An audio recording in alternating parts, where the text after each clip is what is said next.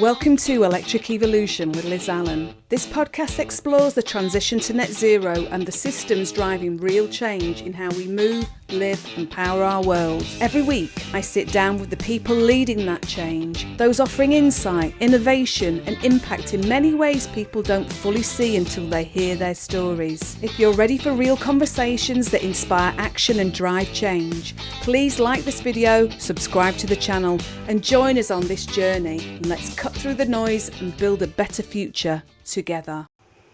So today I've got with me Daveena Saranna, an absolutely gorgeous woman and absolutely lovely as well. We've been talking for ages before this podcast, so it's going to be a really interesting one. Daveena, thank you ever so much for joining me. I really appreciate it. Thanks for having me. I feel so honoured. Stop it, stop it. So you are the campaign manager, brackets EV, for Green TV Media.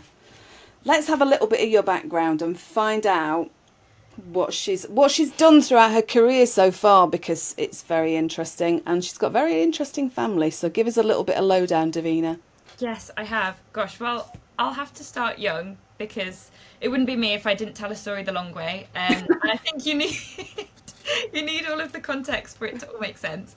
So yes, as you mentioned, currently campaigns manager, looking after EV and top women in EV for Green TV Media. Before that, I worked for Fully Charged, they're now called Everything Electric, working in content and specifically their Instagram. So I was raised in a Porsche dealership, which sounds very odd and very bizarre. And my mum was actually working there the day that she gave birth to me, which is crazy. No way. Yeah. Oh my gosh. I was born the 31st of December 1999. I've just shared my birthday on the internet. I'm sure it'll be fine. Hey, don't worry, I'll keep it up. Nobody will tell anybody, will you? Yes, secret. I always get stopped at the airport because I've got such a funny birthday. So literally right before the turn of the millennium. Anyway, side note, my parents started and ran a independent Porsche dealership that they started in 1985. And sort of prequel to that, my dad came here as an immigrant, nothing but £3 in his suitcase, like an incredible entrepreneur, didn't speak the language at all, and just built this whole business, met my mum, they fell in love, made me, and had Autobahn Porsche. So I grew up in a background with cars, and I'm one of two. I've got an older brother, and he was super into cars, and I was just so unfazed. Like, I was just so over it. And people would say, oh, you've come to school in this car. Okay, I don't even know what that is. And I was just completely over it. But I really did love geography. I loved it. I loved knowing how the world works and globalization and the economy. And I just thought it was so interesting. And when I got to uni, or when I was looking at going to uni, I didn't really know what I wanted to do. And I thought, right, I really want to do geography. And we live very close to Warwick University, and they were having all these sample lectures about courses that they may or may not run. And they had one for global sustainable development, and I just thought, it's a sign. I'm really big into signs. And I thought, this is a sign. I was so confused about what I wanted to do, and I found this thing. And I actually got in through clearing, didn't make the grades at all that I wanted to, had undiagnosed learning differences, got in on such a whim. I was a massive nerd and had been attending the lectures whilst I was still at school to say how much I love it. So I'd go on a Monday night for 2 hours in my school uniform. Oh, bless you. And sit at the back of the lectures like a creep. And then the woman recognised me and said, oh, it's you. And I was like, please let me in, I'll do anything. Like, I'm so desperate to be a part of it. And she just said, I love your passion. And that genuinely is what got me into the University of Warwick. So I did 3 years, 3 years as an undergraduate there. Then I got a scholarship to do my master's. So I did my master's. I did 1 year of a PhD looking at an EV project. And I didn't love it. And so I made a big decision and left. And then I had 6 months where I was like, what's my place in the world? What do I do? Where do I belong? Applied to the University of Oxford, got rejected. Applied again, got in. Started my job with Green TV, and it all kind of fell into place very quickly and very suddenly. And I guess I would say I fell into automotive, but I love it now, which is very bizarre to say. And I guess I'm kind of laughing at a younger me who said I'd never work in automotive. That's so boring. And now here I am. So little did you know. Little did I know. Whistle stop tour of my life there. So we've got to It would be very remiss of me if we didn't actually say who your parents were, Yes. because your dad was one of my first podcast interviewees over 2 years ago, which is, it blows my mind that it's that long.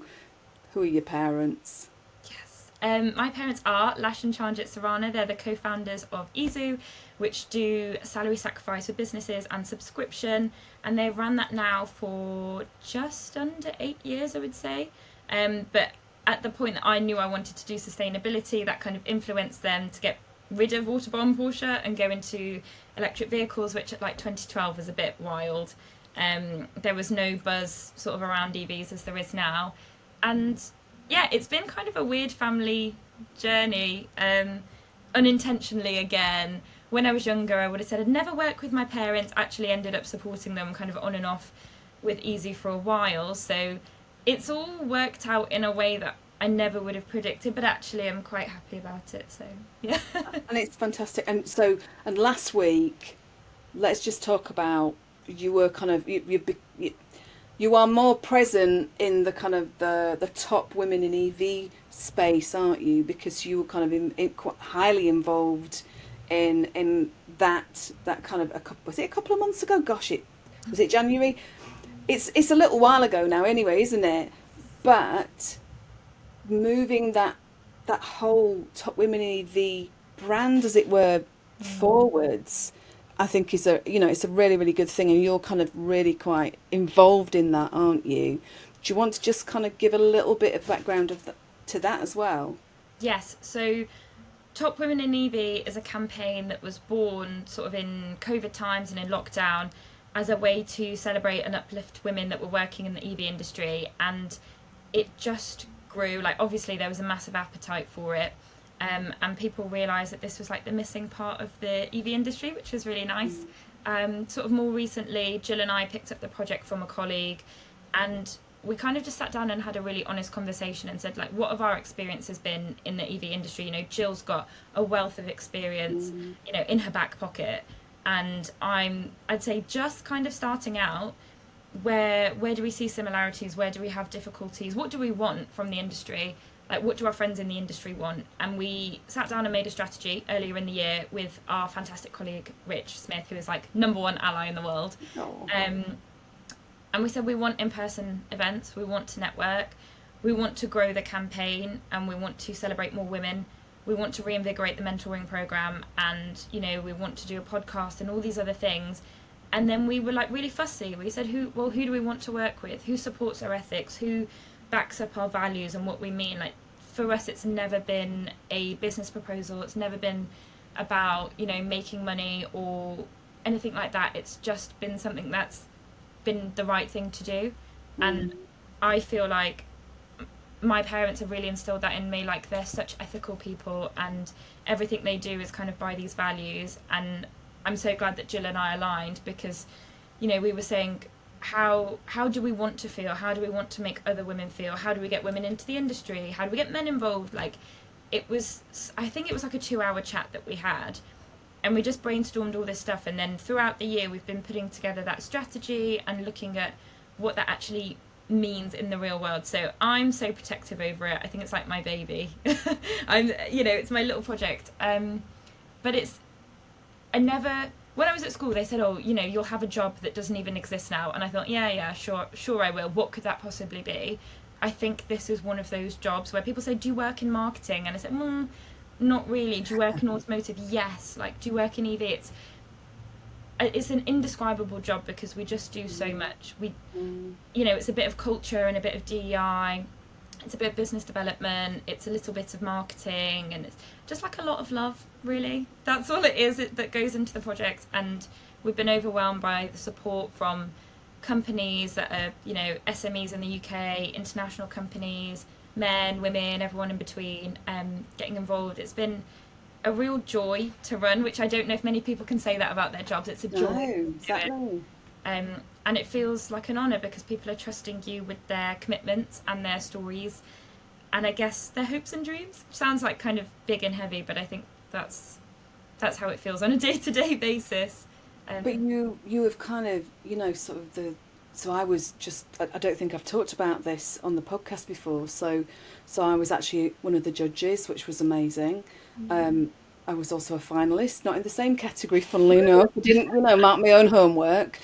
But actually looking at the women that were coming through the category that I was looking at, there's there's so much talent that probably, there were people that I was judging, being a judge for, that I'd not come across before, and actually it's about highlighting and sharing that and giving us more of a voice, isn't it? I mean, we were really overwhelmed with the nominations that we had earlier in the year. We had over 350, and I had the pleasure of reading every single one. Whoa! And it was exciting to see that some women had over 10 nominations alone, because so many people that they've worked with in the past, that some people said, I've never met this person in real life, but I've seen them online and this is what I can say. And I'm a crier, but I cried because some of them, yes, were about somebody's professional achievements, but a lot were about who they are as a person and what they stand for. And, there are a few that stick with me. One said, this person stuck by me when my dad died, and they were really there for me outside of work hours. They didn't have to be. They didn't have to go above and beyond. They could have stopped at 5 p.m, but they never did. They always supported me and helped me to grow in my career and my confidence. And that was a gorgeous one. There was one of somebody that said they offered to babysit my kids and look after me, even though they don't have their own, and they're not really interested in motherhood, but it was that sense of solidarity. And for me, Top Women in EV is about being human and being equal, and reading the nominations brought that back to life. And I almost feel sad for everybody else that didn't get a chance to read them, because they were just really special. This woman stood up to a misogynistic man in a meeting in front of 20 people and said, sod you, and I just thought, I'm obsessed. But they're just things that, you'd never put that on a CV, but actually you probably should, because it's really good, and it's a really good indication of who you are as a person and what you're bringing to a company that could never be measured. It was really, really brilliant, and I'm already looking forward to next year's nominations and next year's entries, because I think we're just going to see more of the same, more from younger people that are maybe on grad schemes or just gotten into the industry, or from women that are in their 50s and 60s and have just moved over to this industry we had some that moved over from catering and events, nothing to do with automotive industry. And it's just changing the world, and I think that's pretty cool.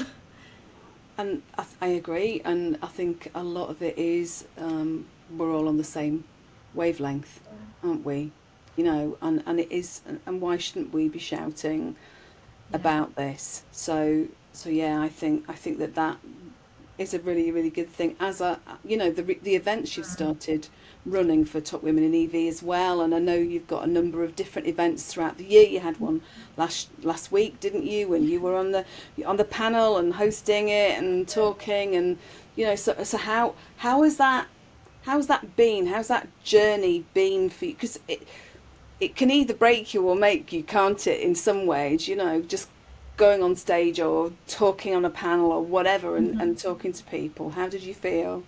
Well, first of all, I have the utmost respect for anybody that works in events, because that is stressful. That is another level of stress that I haven't experienced before. It's really interesting. I think, again, Jill and I are really keen on being authentic and having, lived experience and understanding things. And the panel that we just had earlier last week at Shell Centre in London was epic, because I think about every aspect. If somebody takes a breath, I want to have thought about how it will be and what it will mean. But we curated people from SMEs, UK-based companies, to the big international global companies with a load of funding. And the fact is, we're all facing similar challenges. We've all got different approaches, and we've all got different resources to be able to tackle some of those issues or some of those problems. But to have a sense of solidarity that runs so deep, and to have over 100 people in the room that can be honest, because it's not being filmed, it's not being recorded, they don't have to be, Daveena from Green TV, it could just be Daveena. That was so nice. And some of those conversations where people said, oh, you also feel like that? Oh, great, okay, because I do too. And we're actually far more similar than we thought, or let's get a meeting to chat about that because I'm really interested. I was kind of just stood in the corner the whole time beaming, and I thought, I don't want to talk to anyone, I just want to soak it all in. It was great, and it feels nice to have built upon a community, because there was a community already there, built upon a community, and bring more people into it and offer different opportunities to explore sort of relationships and like the essence of community, working towards a problem together. Was really, really joyous, and it felt so rewarding. It just felt like, because it feels like you've invited somebody to your birthday party. Are they going to show up? Will they come? Oh, and they did. And they did.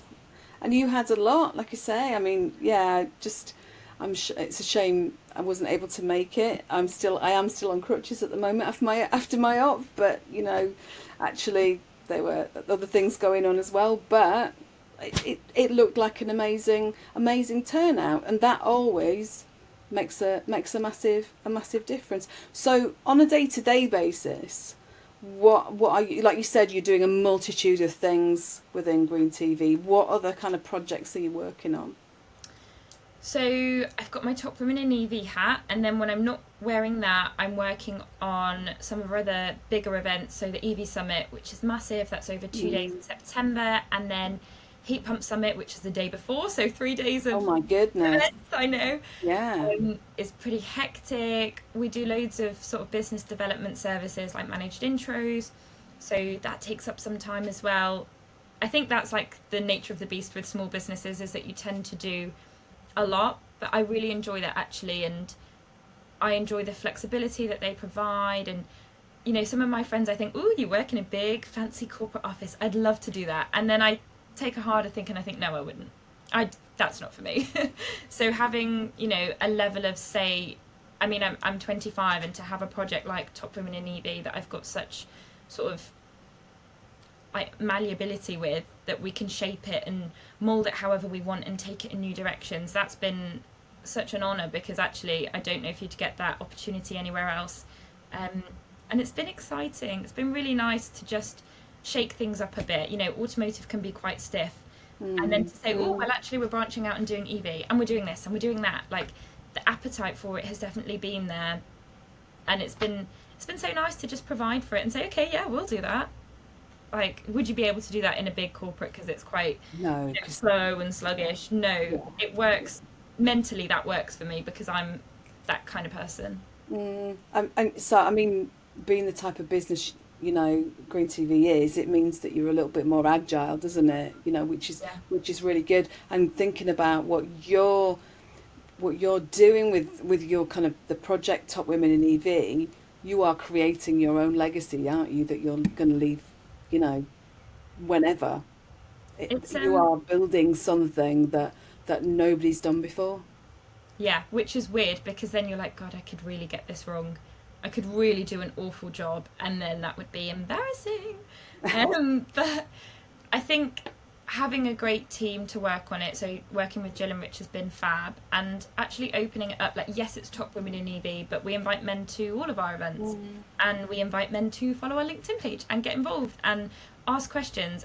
And for me, that's been a good sign, because at the event that we had with Shell, there were loads of men, and I thought, oh, okay, good, like this is engaging to you as well, and you're excited to sort of take on a leading role with this. It's just really fun. It's fun and scary. It's like a roller coaster. You're like, woo, will I, won't I don't know, and then you come off thinking, yeah, I would do that again. That's good. And actually, because of the fact that there was such an impetus around the time of the, you know, kind of awards and the finalists and everything, over a few days, it kind of created a real buzz, didn't it? Yeah. Which was a really brilliant thing to kind of to feel.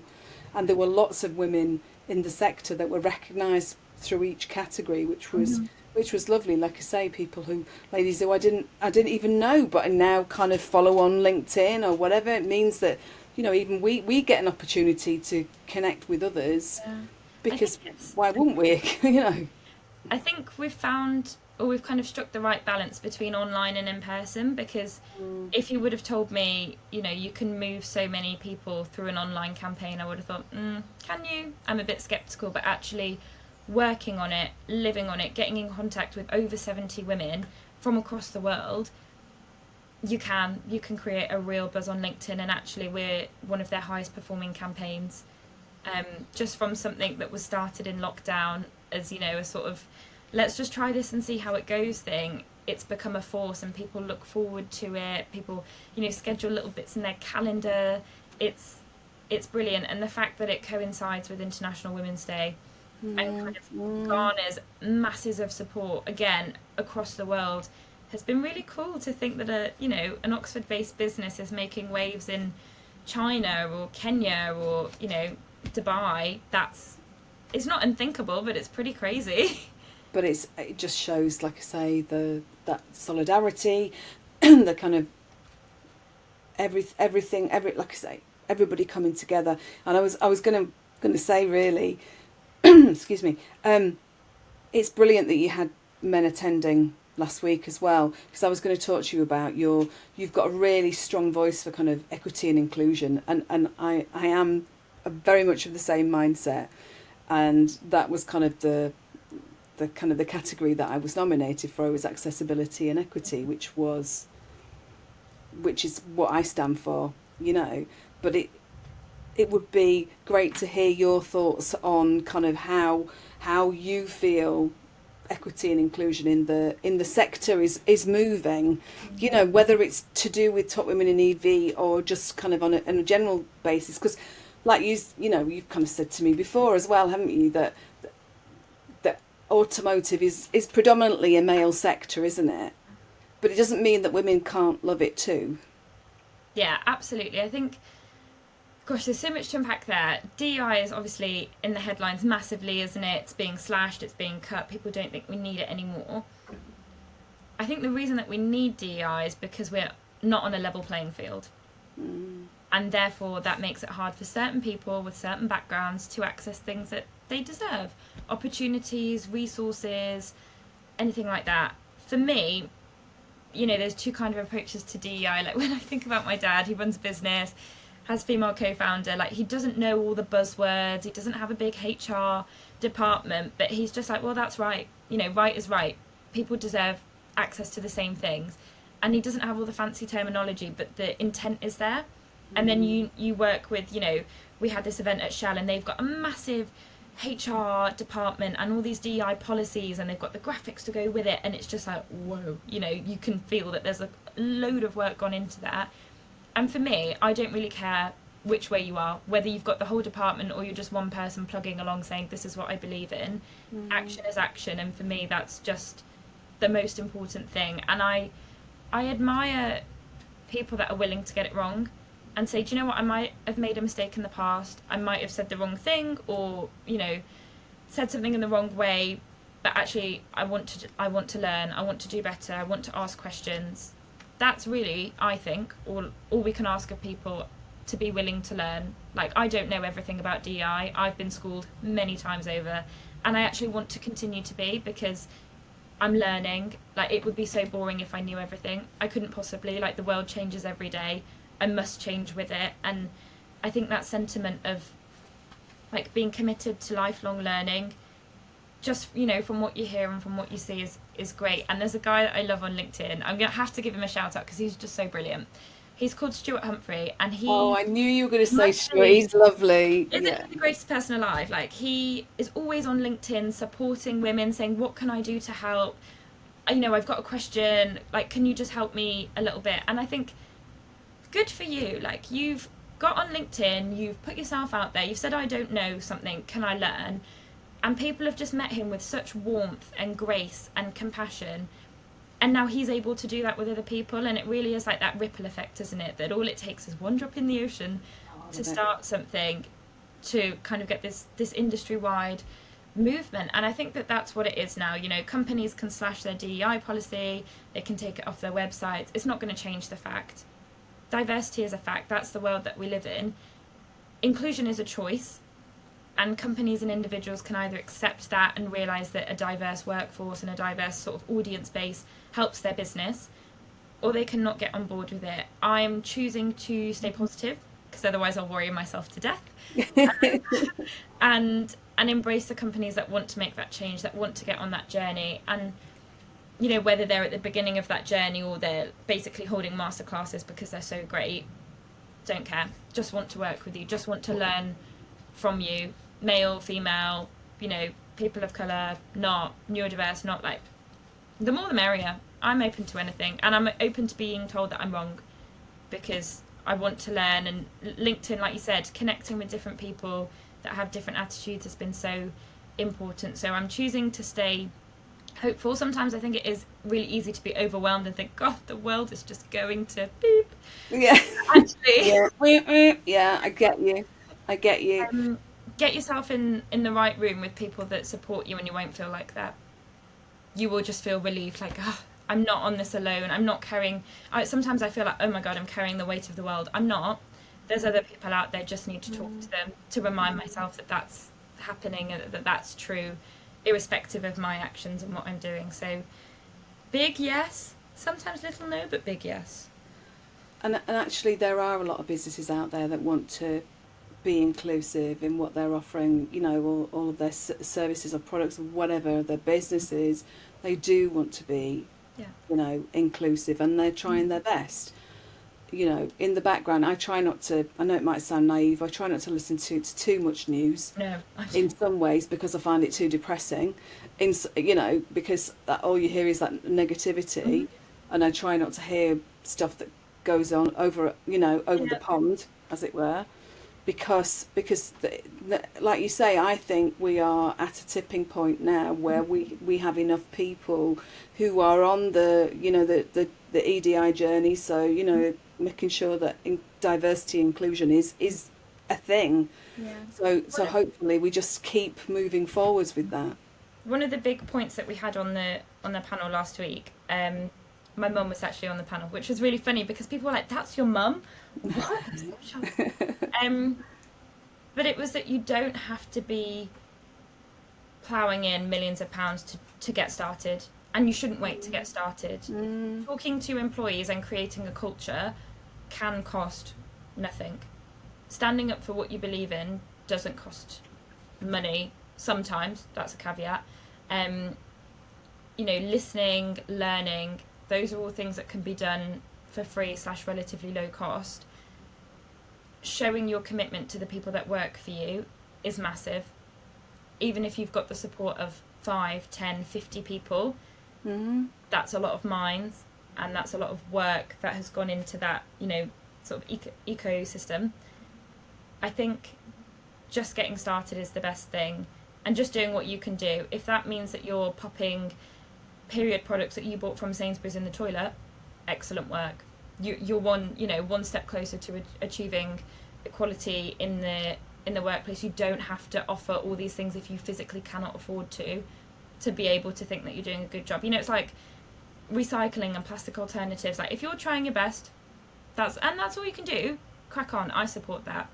I'd rather that than, you know, a big business gives 0.01% of their profits to DEI, but it makes them look amazing. Like, yes, I'm here for the underdog. And you're right. And I was just thinking, you know, as long as it isn't, I wrote down so that because I said to you before we started recording, sometimes I want to make sure I don't forget something. I think personally, it's organisations and people being willing to learn. Yeah.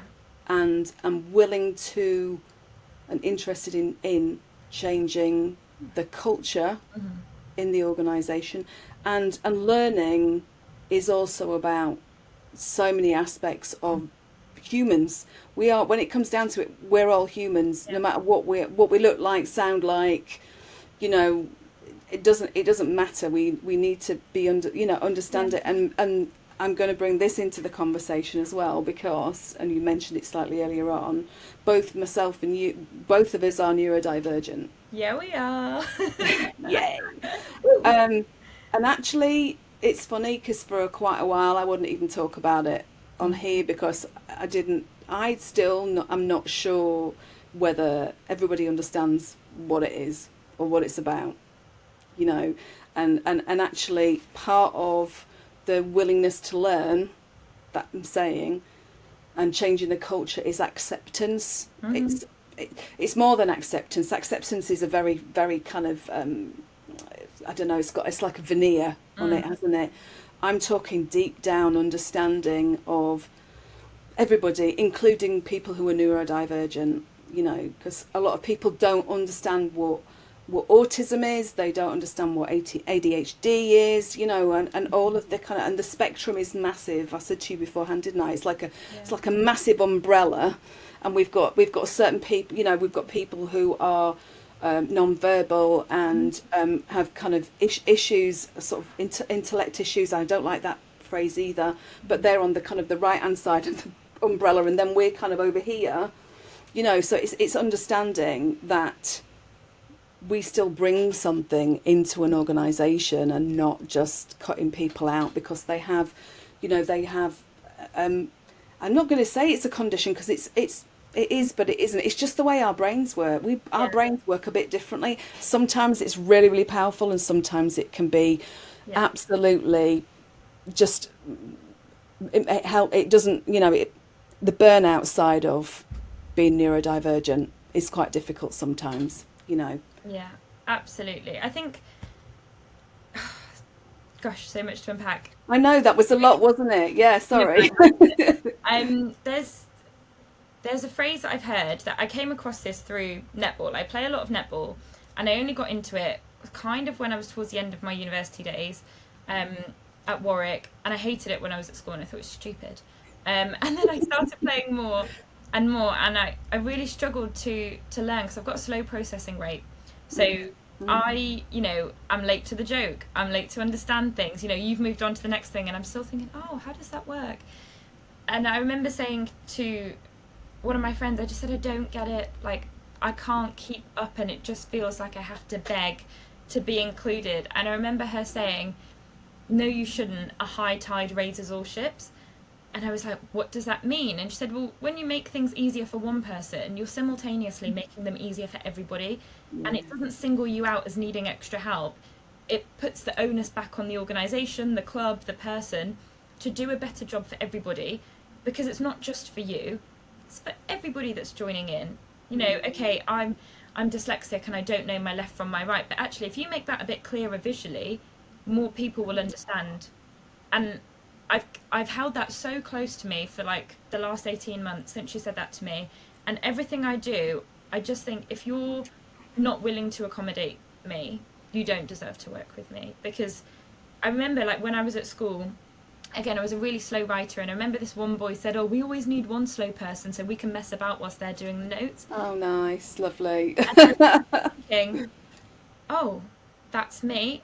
And I just consigned myself to being stupid. I was just like, oh, school's not for me. Like, even when I was applying to university, I thought, oh gosh, that's a big stretch, isn't it?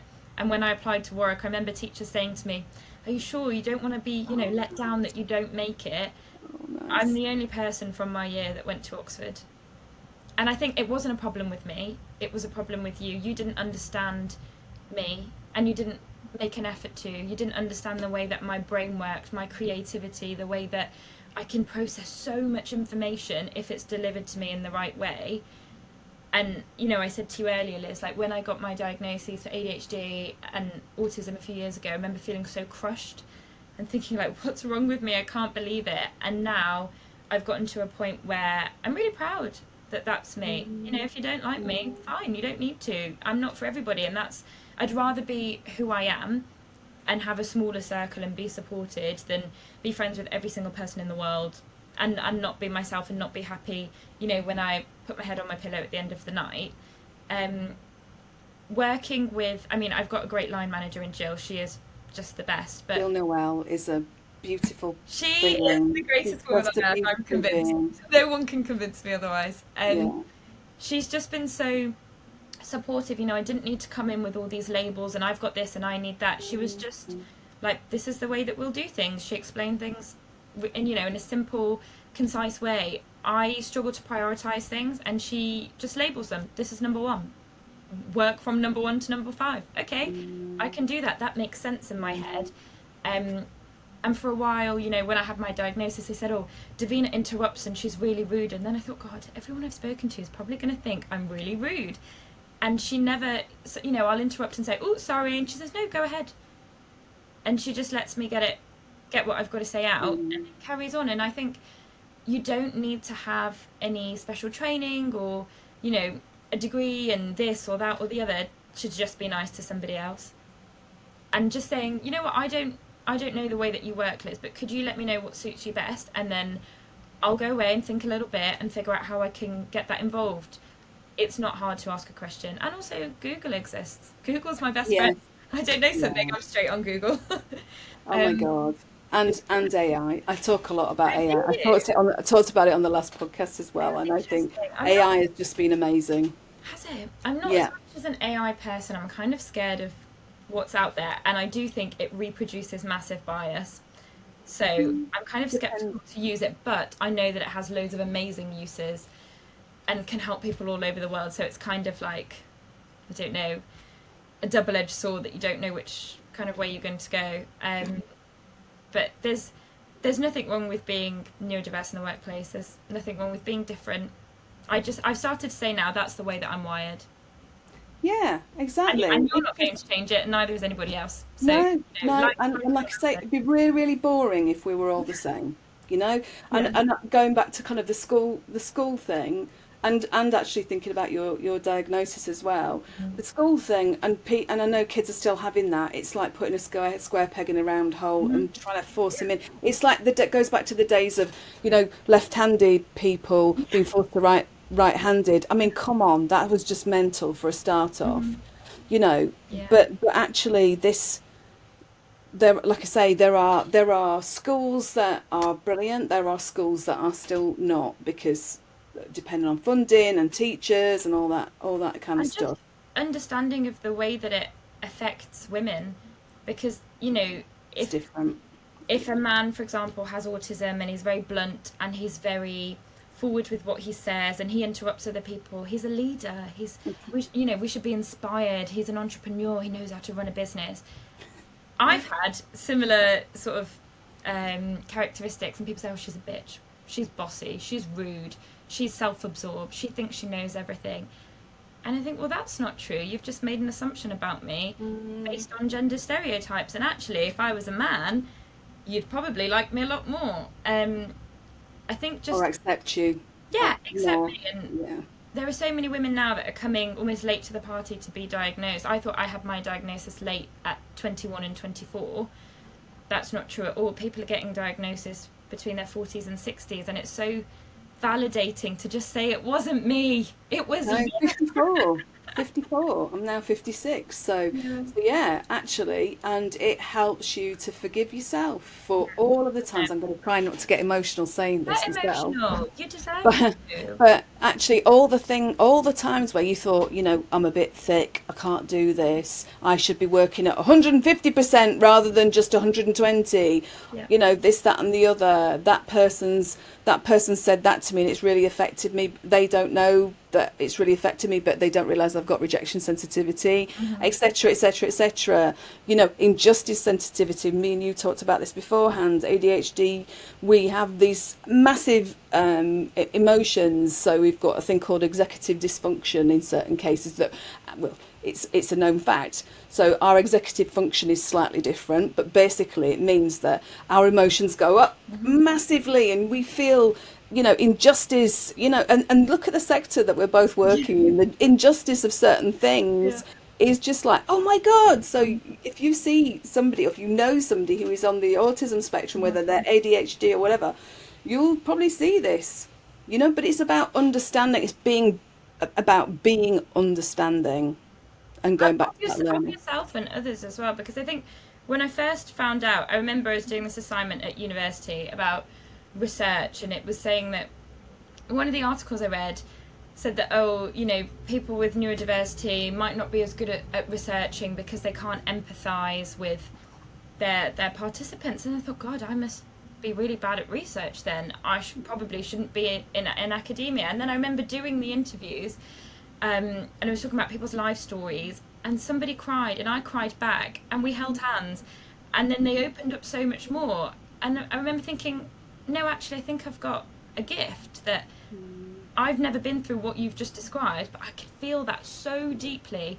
It's moved me.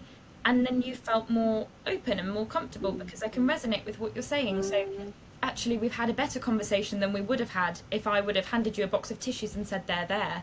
Oh, God, it's an entirely different conversation. And learning that there are things I can do that other people will struggle with has been funny because, you know, Liz, I was saying to you earlier, like my mum is so shy naturally, and my older brother, people always think I'm the older sibling, was painfully shy. And I remember when we were kids, he wouldn't answer the house phone because he'd be so terrified. And that was, he's now 6'7", but that was the only way I could get him to do anything, is chase him around with the house phone and say, right, you've got to do that. But oh, bless him. Stuff like that never bothered me, and standing up in front of crowds of thousands of people and talking has never even made me remotely nervous. But making eye contact with someone makes me feel a bit unwell, and then I think, oh God.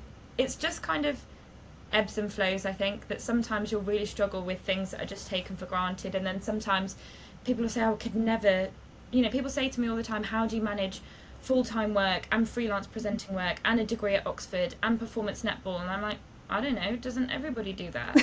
No, they don't. I didn't know that either. Yeah.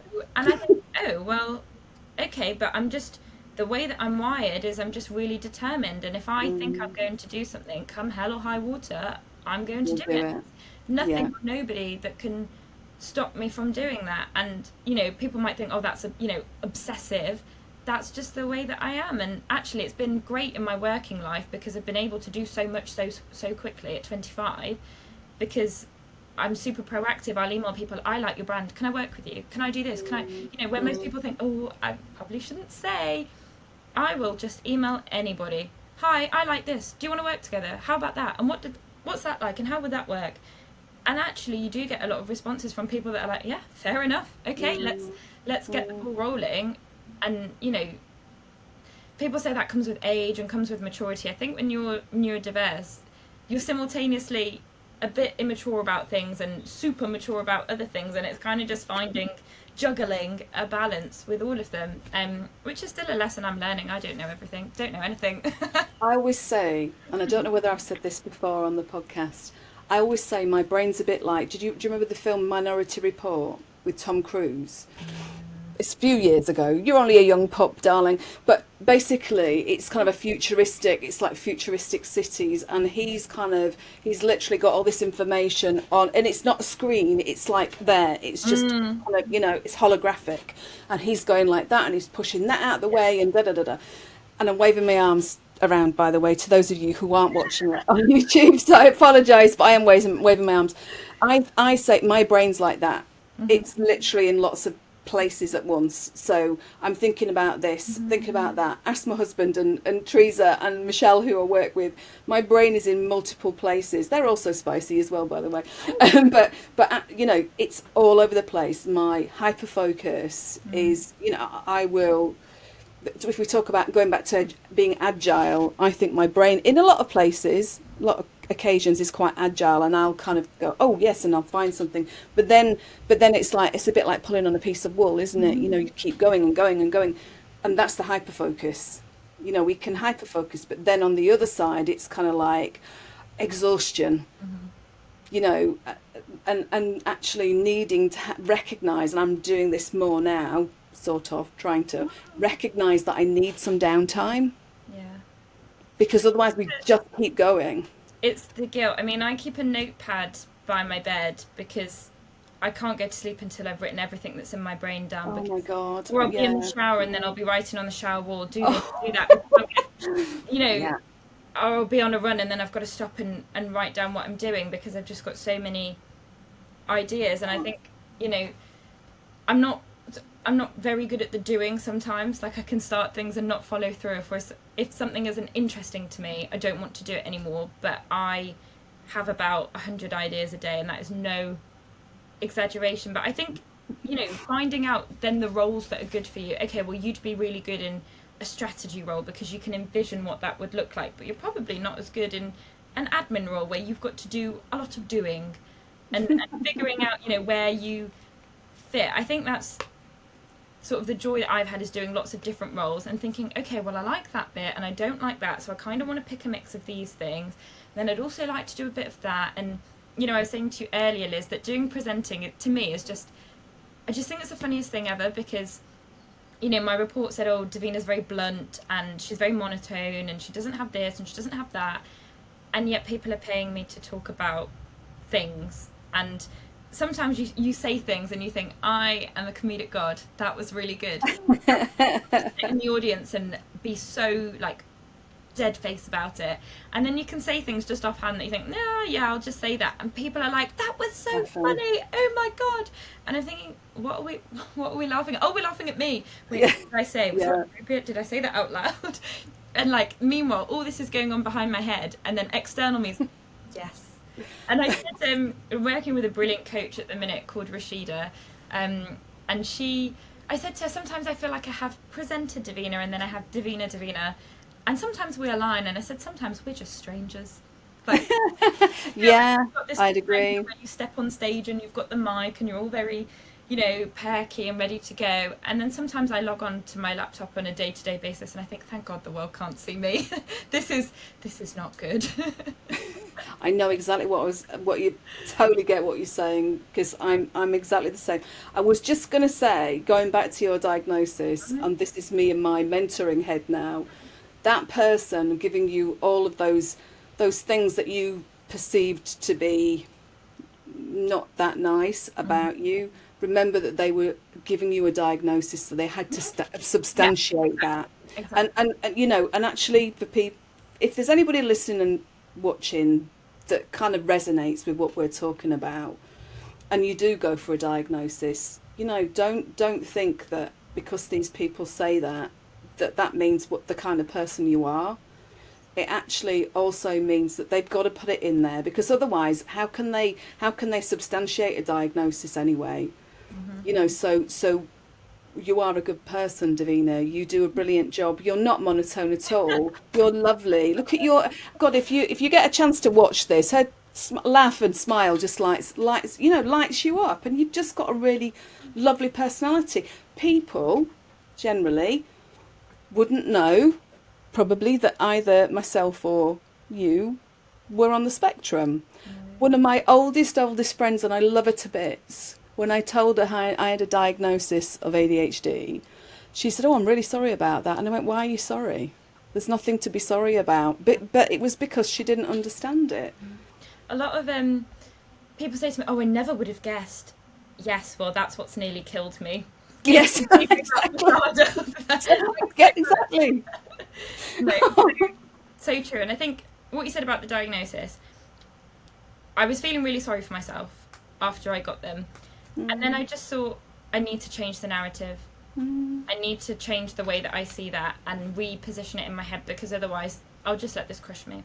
And it's really not that deep, is it? There's far more important things in the world to worry about than little old me. And changing that was really important. But also, if, like Liz said, if you are considering getting a diagnosis, only you know yourself. And if you feel like, gosh, this is really hard work, or I'm really struggling to keep up, go, and don't be put off by people who say, oh, well, I don't think you are.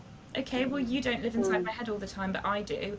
And actually advocating for yourself is one of the hardest things to do when you don't know what you're advocating for. But you can feel, there's a sort of hint that something's not quite right. Follow that and trust yourself, because I think a lot of women, one of the many reasons for lots of late diagnoses is that women say, oh, well, I didn't think that it was that much, everybody must feel like that. And we always convince ourselves that what we're feeling isn't really as bad as we think it is. Yeah. And it probably is. So I just say speak up for yourself as much as possible. And it's not all about chasing a diagnosis. It's literally a piece of paper. I did it for academic reasons because I needed support in that sort of environment. And I just wanted to get to know myself on a deeper level, which I think I've definitely done. But you can still support yourself. There's loads of great free resources out there that you don't have to have a diagnosis. You don't need to be, on a 5-year NHS waiting list. If you feel like, you know what, I think that's probably me, that's more than enough validation. You don't need somebody to tell you that. And also, please take the notice of anybody who says, "Oh, everyone's a little bit autistic." I hate when They people can say just bog that. off. Oh, yeah. They can just bog off, because no, not everybody. And actually, there are a lot more neurodivergent people out there than you think. Because, and there's another podcast, guys, called The Autism Curve, that literally is, it's only 15 minutes. So if you spicy like us, in 15 minutes, there's 5 episodes at 15 minutes. It's fantastic, and actually, it takes you through what diagnosis used to look like. And actually talking to a variety of people who've done research and stuff like that. And we would originally not have probably been as part of that diagnosis, but because they've realised, we're probably the ones who were just on the edge of it, but they've changed the criteria because they realise now that there's loads of us that were hanging on the cliff edge. Do you know what I mean? But it's not this stuff. It's just, there's a lot of information out there, as Daveena's saying. Instagram's a really good place to have a look. If you kind of do a search for ADHD or autism, there's a lovely guy that I'll tell you about later, Daveena, but I've been listening to a really lovely guy, an American, is younger than you, and he's so honest and so just open. And actually, I've kind of been quite emotional when I've listened to him. That just watch some of this stuff, because actually you can learn so much, and I've done that, and you'll realise that there are more spicy people around than you think there are. That is the gospel truth. Let's go back. Let's go back to what you're doing now. Anyway, we've kind of done our spicy tangent, but I want to finish off with looking at you as a woman working in this sector. What would you like to see happen over the next kind of 2 or 3 years, or longer term? Oh, that's such a good question.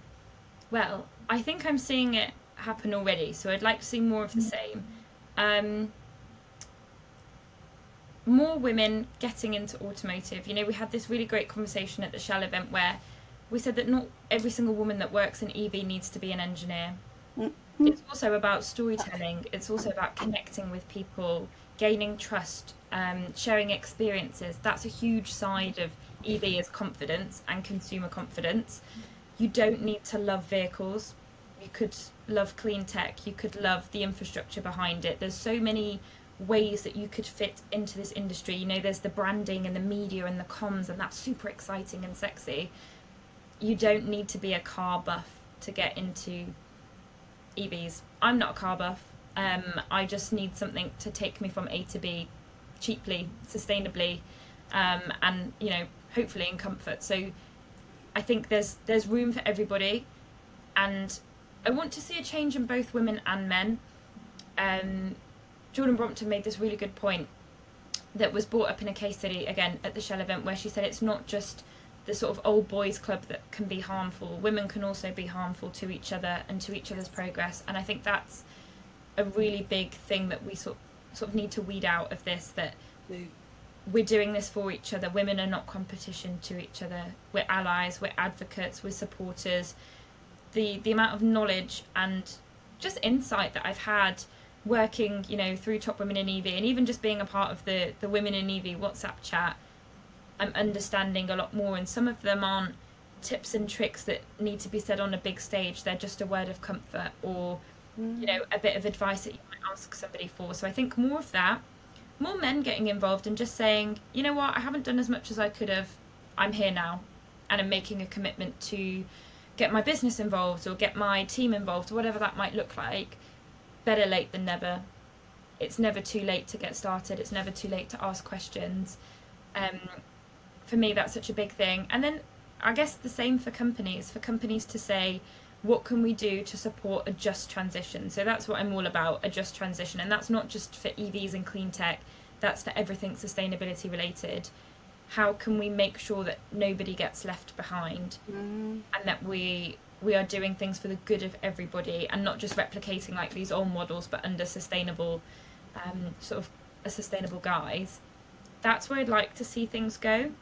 That's a lot to ask in 3 to 5 years, but I'm an ambitious person, so maybe it's not. But that's fine. even a start on that would be fantastic. And I just, I see Top Women in EV being global, which would be fantastic to kind of have these, I wouldn't say replicas, that's the wrong word, but individual communities across the world that can come together, and just being more widely accepted, for people to just be having this conversation in the staff room or over their Google chat, and it's just like a norm. It's just something that is a fact, rather than, goodness, they're doing DEI, can you believe it? It just, it's a given. Yeah, of course they're doing DEI. Yeah. I'm going to ask you one final question. Okay.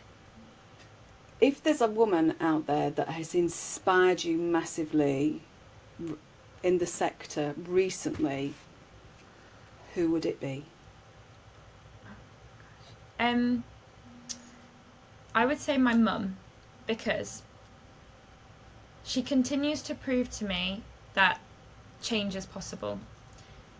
She's not, I mentioned earlier, she says she's not a very confident person, but she's co-founded and ran 2 separate businesses. She's had children. She runs pretty much the entirety of our household. She is a central force in both sides of my family. And she's now more than ever going out of her comfort zone. She's doing more speaking engagements. She's saying, yeah, I did co-found that, actually, and it was really hard, but I did it. I did invest all of my life savings into my business. This is how I did it. I am financially literate. And I think, she always says to herself, oh, I'm not this. And as I've grown up and been in the world of work, and we've been in the same industry, the way that I see her and the way that other people see her as well is just so nice. And I'm proud of her for doing things that she probably wouldn't have done 5 years ago or 10 years ago. And, a part of that is a challenge on herself, but she's taking on different employees that require her to think differently and to grow, and to say, do you know what, I don't know everything, but I'm going to try and learn and get up to speed and do all these different things. I just think that is like the greatest sign of strength that you could ever have. So many people are intimidated by not being the smartest person in the room, not knowing it all, and actually she's just taken the approach of, I'm going to learn everything from everyone and give everything my best shot. I just think, like, over 40 years in business, that's pretty pioneering, and if I can take just a few morsels, shreds of that into my career, I think I will be pretty well set. Do you know, I want to give you a round of applause, because that was gorgeous, and I really hope your mum, Chanji, I really hope you've listened to this, because your daughter is just gorgeous. Do you know what? I don't know why I've said that now, because I guarantee she will record that, and every time I say, oh, I don't like that, she's going to play this back and say, this is going to be used as evidence against me. I've done myself a disservice. But it's evidence to prove that you are an amazing woman. So on that note, I want to say, Daveena, thank you. It's been so lovely. We've been across, we've put the world to rights. Oh my God, we have. We've explored so many topics, and like I say, it's been lovely. And you know what? You've done me a favour by us both being able to talk honestly. I had a couple of episodes, one with Jess Shanahan and one with Kate Tyrrell, not quite as strong as this, but we did discuss kind of neurodivergence, but this has been kind of lovely to actually be open and honest about it. This is the first time I've discussed it publicly ever. You should be so proud of yourself, darling. Thank you. Seriously. And on that note, everybody, you know what I'm going to say. Just share this. Whether you're neurodivergent or you just like cars, please just share it, like, subscribe, do all of the above, and follow us on LinkedIn. We've got our own podcast page, Daveena's Top Women EV. Please subscribe to that page, follow it. And on that note, Daveena, thank you, and I want to say thanks to everybody for listening and watching, and I shall see you next time. Bye. Thanks for watching Electric Evolution with Liz Allan. If you've enjoyed this episode, please like this video and subscribe to the channel. If you're a charge point operator, local authority or stakeholder in EV charging, I'd love to talk to you about our Charge Point Evolution framework. It's designed to help you create a seamless EV driver journey, boost utilisation and maximise your return on investment. Alternatively, if you know someone who'd be a great podcast guest or might be interested in sponsoring an episode, you can email me on liz@fullcircleci.co.uk. Thanks again for watching.